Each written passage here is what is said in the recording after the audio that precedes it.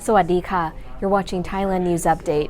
In today's news, Thailand's inflation saw its highest monthly jump in 13 years.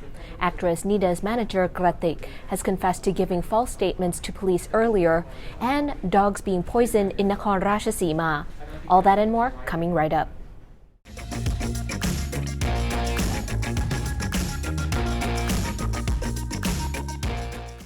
Thai billionaire Dhanin Chearavanont, senior chairman of CP Groups, Thailand's largest private company, has dropped from number 103 in last year's ranking of Forbes' New World's Billionaires to number 137. Tesla CEO Elon Musk has topped the list for the first time. He ranks number 1 with an estimated net worth of $219 billion. This year, the total net worth of the world's 2,688 billionaires, as measured in U.S. dollars, is $12.7 trillion U.S. dollars, down from last year's $13.1 trillion. This year's list also welcomes 236 newcomers, whilst 329 people dropped off the list, the most in a single year since the 2009 financial crisis. Regionally, the Asia-Pacific is home to the most billionaires with 1,088, followed by the U.S. with 735 and Europe with a mere 592. Other Thai billionaires on the list are Dhanin Chearavanont, the founder of Thai Beverage, who ranked 156th with estimated total assets of $12 billion. And Sarat Ratanawadi, the founder and CEO of Gulf Energy Development, slightly lower at 161 with $11.8 billion in assets. More evidence seems to be emerging in the case of Nida Tangmo, the actress, after her manager confessed to providing false statements to police about what happened on the boat that fateful night that the actress drowned in the Chao Phraya River in February. Police are also still searching for another man who was not on the boat that night, but who is a suspect to have coached the 5 boating buddies how to weave their web of lies, so as to mislead police to potentially save their own skins. After a 3-hour meeting with police, Kratik told reporters she had confessed about giving false statements to investigators, but didn't go into details. She denied that she'd ever said Tangmo had gone to the back of the boat to pee. Kratik admitted that the 6 boating buddies had in fact drank more than 3 bottles of wine originally discussed. She claimed that was the only thing she had lied about. The other details of her story remained the same. The longtime manager was a close friend of Tangmo, who had even adopted her young daughter. Kratik's current advisor told media she had been lured into giving false statements by a lawyer named M, who allegedly guided the 5 boating buddies to tell the same story. Initially, they all agreed it was a good idea to follow his advice, but later it came back to haunt them when investigators found cracks in their conspired confessions. The case of the 37-year-old actress continues to fill up social media space in Thailand.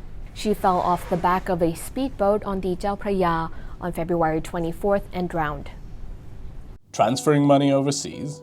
Sick and tired of the insane charges?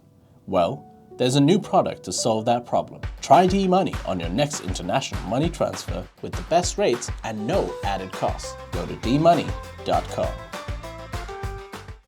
Splash happy tourists can cross out Bangkok's Khao San road from their water bucket list this year, after local business owners officially canceled their plans to hold Songkran celebrations in the capital's tourist hotspot, formerly referred to as a backpacker haven. It's the 3rd consecutive year Khao San area operators have halted their famous water fights as Thailand continues its cautious approach with COVID-19. The decision comes after the Bangkok Metropolitan Association last week set strict COVID curbing rules for private Songkran parties and liabilities for those who organize them. Local businesses had earlier banded together to petition the BMA and CCSA for permission to hold water splashing events, which had been one of Bangkok's centerpiece of its pre-pandemic Songkran festivities. They had hoped to attract thousands of local and foreign participants for the first time in 2 years. But in the end, business owners feared it's just too risky to comply with the strict new measures and restrictions that were going to be imposed. But Khaosan area operators say they will now continue business as usual, projecting a 30 to 40% occupancy rate for hotels, but not water pistols or foam parties, at least this year.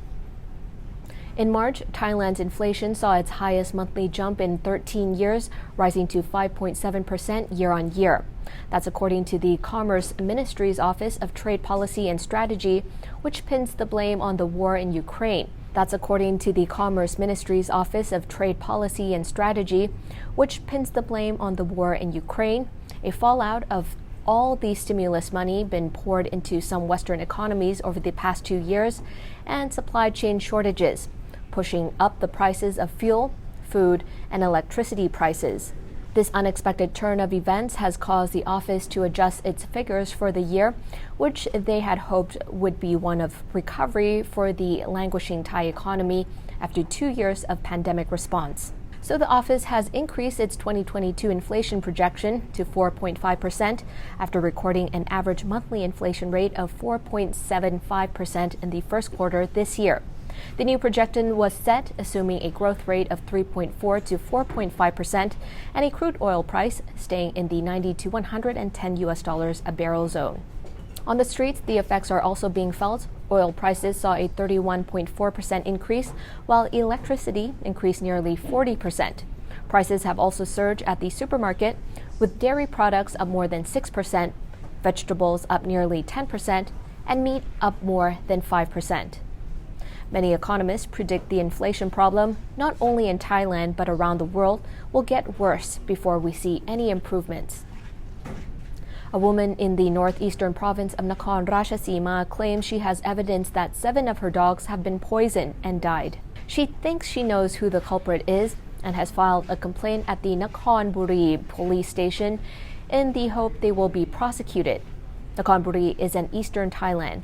Dog poisoning is sadly a regular occurrence all over Thailand, with both stray dogs and family pets often subjected to lethal attacks. 7 out of 10 dogs belonging to 44-year-old Prisana have died from poisoning. One of her neighbor's dogs also died from unexpected poisoning. Prisana says she has evidence of the blue pills used to poison the dogs, which she is using to support her police complaint at Nakhon Buri police station. Prisana suspects one of her neighbors is the culprit, has tried to speak to them about their motivations, but says she has had no luck with communicating with her neighbors. Some areas in Thailand are overrun with stray dogs. Many of the soy dogs are born on the streets and don't have owners, while some of the dogs on the streets do in fact have owners but are given the freedom to roam the streets. Usually the dogs with owners wear collars. There are many fine people and volunteer groups around Thailand that will care for the dogs, sterilize them and rehome them if they can. We've put a link of some of those groups in the description box down below. According to the latest report, there are currently 248,057 in care and 26,011 released from care within the past 24 hours. And that wraps up the morning news for today. Don't forget to subscribe to the channel to keep up with all the latest news around Thailand. Also, click on the boxes here to watch other interesting shows that we have lined up for you today. I'm Nida from the Thaiger. Sawadee ka.